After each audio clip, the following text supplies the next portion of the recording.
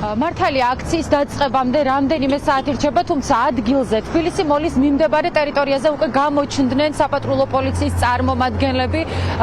ახლა ჩვენ გაჩვენებთ კადრში მთელ ამ პერიმეტრზე ისინი გაფანტულად არიან მობილიზებულები, ეტაპობრივად მათი რაოდენობა ემატება და ეს ყველაფერი არსებობს ლოგიკური ვარაუდი და ეჭვი, რომ უკავშირდება სწორედ დაგეგმილ აქციას. ხადია ჩვენ ახლა გავარკვევთ თუ რატომ არიან ეს ადამიანები აქ და რა დავალება აქვთ. გამარჯობა. რომ გითხრათ რატომ ხართ ასეთი რაოდენობით წარმოდგენილები? რისთვის ხართ აქ? უკავშირდება თუ არა თქვენი აქ ყოფნა აქციას? არ ვაკეთებ იმასვალი კომენტარს. არც თქვენ არ გააკეთებთ კომენტარს, რატომ ხართ აქ? საკმაოდ დიდი და სერიოზული მობილიზებაა. ისე არ მოხვიდოდით. გადავინაცვლოთ და იქითაც ნახოთ რა ხდება, იმიტომ რომ ზოგადად მთელ ამ ტერიტორიაზე, ამ პერიმეტრზე, მათ შორის თბილისი მოლის მიმდებარე ტერიტორიაზე, ასევე პარკინგზე შეინიშნება მათი მობილიზება და ძალიან საინტერესოა თუ რა მიზანი აქვს ახლა ამ ადამიანებს აქ ყოფნის. რა თქმა უნდა, შეგვიძლია ვივარაუდოთ, რომ ეს ყველაფერი უკავშირდება აქციას, თუმცა როგორც მოსალოდნელი იყო ისინი ჩვენს არც ერთ კითხვას პასუხს არ სცემენ. გამარჯობა, რატომ ხართ აქ? აქციის გამო მოგიყვანეს? პრესცენტრს სანამ მივმართოთ ორი გიგდა ჩვენებიც იქნება. სანამ პრესცენტრს მივმართოთ თქვენ რო გითხრათ რატომ ხართ აქ? ხო, მოკლედ, როგორც მოსალოდნელი იყო, ეს ადამიანები კვლავ გვამისამართებენ პრესცენტრთან, არ გვცემენ პასუხს იმასთან დაკავშირებით, თუ რატომ არის ასეთი სერიოზული მობილიზება საპატრულო პოლიციის წარმომადგენლების ამ ადგილზე, მით უფრო მაშინ, როდესაც 3 საათზე ცოტა ნაკლები არის დარჩენილი აქციის დაწყებამდე.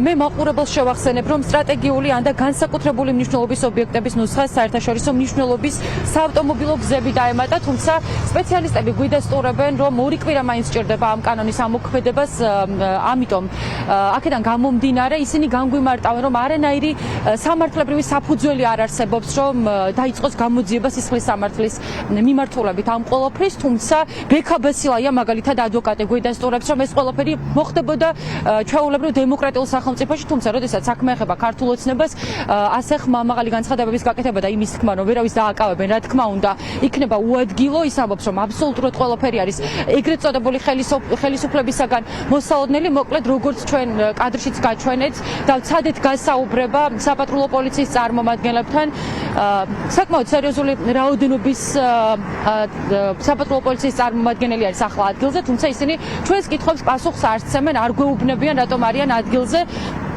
და აქედან გამომდინარე, რა თქმა უნდა, კიდევ ერთხელ შეიძლება დადასტურებულად და დანამდვილებით ითქვას ის, რომ უკვე ეგრეთ წოდებული ხელისუფლება ემზადება მშვიდობიანი დემონსტრანტების დევნის გაგრძელებისათვის, რაც ჩვენ წინა დღეების განმავლობაში ვიხილეთ, იმიტომ რომ ქართული ოცნება ყველანაირად ცდილობს დააშინოს პროევროპულ აქციებში მონაწილე ადამიანები, რომლებიც გამოდიან ხშირად და ხმას იმაღლებენ ამ რეჟიმის წინააღმდეგ. ახლა ჩვენ უახლოვდებით ზუსტად თბილისი მოლის ტერიტორიას და როგორც გითხარით, აქაც არიან საპატრულო პოლიციის წარმომადგენლები, აგრეთვე მათი მობილიზება შეინიშნებოდა პარკინგზეც, თუმცა არც ერთი მათგანი ჩვენს დასმულ კითხვებს პასუხს არ სცემს. ასევე მაყურებელს შევახსენებ იმასაც, რომ წინა დღეების განმავლობაში აქ დამონტაჟდა დამატებით კამერები, თუმცა ეს აქციები განსაკუთრებით გამოირჩევა კრეატიულობით და პროევროპულად განწყობილმა ადამიანებმა, იმ ადამიანებმა, რომლებიც თვითდინებით ყოველგვარი დაორგანიზების გარეშე მოდიან ხოლმე აქციებზე, მაინც მოიფიქრეს თუ როგორ უნდა დაუპირისპირდნენ რეჟიმს, მოიფიქრეს არაერთი კრეატიული გზა იმისთვის, რომ მშვიდობიანად და დემოკრატიულად ისე არაძალადობრივად გააგრძელონ პროტესტი, როგორც ეს აქამდე ხდებოდა. ამიტომ დღევანდელი დღე იქნება ცნობილი და ალბათ ისტორიაში შევა როგორც ქოლგების პროტესტი. მოქალაქეები მოვლენ აქ სხვადასხვა ტიპის ფერადი ქოლგებით და ასე დაუპირისპირდებიან ქართული ოცნების ძალადობრივ რეჟიმს. მოდი ჩვენ მიუხედავად იმისა, რომ პასუხს არ გვცემენ, მაინც აქაც ვცადოთ, გავარკვიოთ თუ რატომ არის აქ ასეთი მობილიზება, რადგან ადგილზე არის აბსოლუტურად მშვიდი ვითარება და არანაირი საფუძველი არ არსებობს იმისა, რომ იყოს საპატრულო პოლიცია, თუმცა ვხედავთ, რომ ისინი არიან გამაგრებულები თბილისი მოლის მიმდებარე ტერიტორიაზე. გამარჯობა. რატომ ხართ აქ? რისთვის ხართ? რამეს იძიებთ თუ რა მოხდა რამე თუ რატომ ხართ ამ ხელა რაოდენობით? მაშინ რატომ აქციას უკავშირდება თქვენი აქ ყოფნა?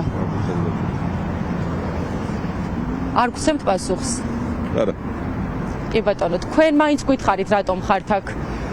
ხო, მოკლედ, როგორც მოსალოდნელი იყო, კვლავ პრესცენტრთან გვამისამართებს საპატრულო პოლიცია, ისინი არ გვეუბნებიან არაფერს, არ განმარტავენ თუ რატომ არიან ადგილზე, თუმცა რა თქმა უნდა, მათი აქ მობილიზება თავიდან ბოლომდე უკავშირდება იმას, რომ რამდენიმე საათში აქ დაიწყება უმნიშვნელოვანესი აქცია, რომლისთვისაც ეგრეთ წოდებულმა ხელისუფლებამ წინა დღეებშიც დაიწყო მზადება, აქ დაამონტაჟა კამერები, თუმცა მიუხედავად არაერთი დაშინებისა, მოქალაქეები არიან მხნედ და მაინც აპირებენ რომ გამოვიდნენ. ჩვენ ახლა შეგვიძლია მოვისმინოთ კომენტარები, მათ შორის ბექა ბასილაიას განმარტება ამ ახალდადგენილებასთან დაკავშირებით.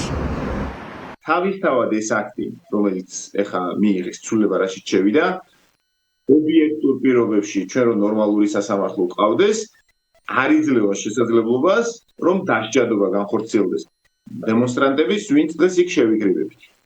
იმიტომ რომ სისხლის სამართლის კოდექსი თუ აწევს რაიმე ქმედების დანაშაულებრიობას, უნდა უთითებდეს ეს როდის ამოქმედდეს. ვინაიდან სისხლის სამართლის კოდექსს არაფერი უთქვამს ამ ნაწილში და მთავრობის დადგენილებაში შევიდა რა ცვლილება, მინიმუმ 15 დღიანი ვადა არსებობს საიმისოდ, რომ გზის გადაკეტვის კრიმინალიზება ვერ მოხდეს. თუმცა კიდევ ერთხელ ხაზს უსვამ, რომ არ არსებობს არავითარი წინაპირობა, მით უმეტეს არც მომენტია, ვიფიქროთ იმაზე, რომ იცი რა კანონს ესენი წაიკითხნენ კანონიერების პრინციპის და ნორმათა ურთიერთმიმართების და ურთიერთშეჯერების გზით, არა, ესენი კანონს წაიკითხავენ ბიძინა ივანიშვილის დავალების შესაბამისად. ისინი სულ უფრო აბსურდულ კანონებს იღებენ, ეს გახდა მათი მახასიათებელი.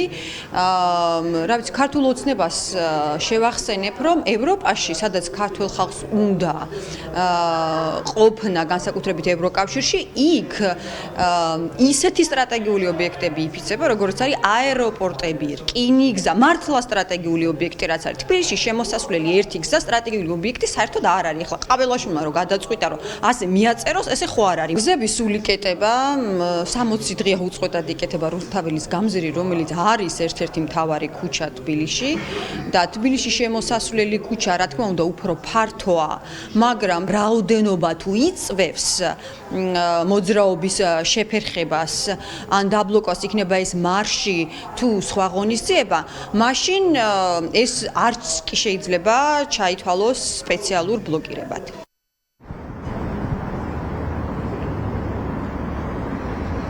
ახლა არის ზუსტად 13 საათი და 19 წუთი, რაც იმას ნიშნავს, რომ აქციის დაწყებამდე რამდენიმე საათი რჩება და სულ ცოტა ხანში მოვლენ მოქალაქეები, კოლგებით, ისინი კვლავ დააფიქსირებენ საკუთარ პოზიციას, საკუთარ სათქმელს იმასთან დაკავშირებით, რომ მათი ერთადერთი და უცვლელი არჩევანი არის ევროპა, მათი მოთხოვნები არის აგრეთვე იგივე, რომ გათავისუფლდეს ყველა უკანონოდ დაკავებული ადამიანი და ჩაინიშნოს ხელახალი არჩევნები ახალი ადმინისტრაციის არჩევნო კომისიის პირობებში და არა გიორგი კალანდარიშვილის ცესკოს პირობებში და ისინი კვლავ სტანდარტულად დემოკრატიულად და მშვიდობიანად იტყვიან საკუთარ სათქმელს, როგორც კადრშიც ხედავთ, მიუხედავად იმისა, რომ აქცია დაიწყება რამდენიმე საათში, აქ უკვე დაიწყო პოლიციელების მობილიზება, როგორც მოსალოდნელი იყო, ისინი არ გვცემენ კითხვაზე პასუხს თუ რატომ არიან აქ.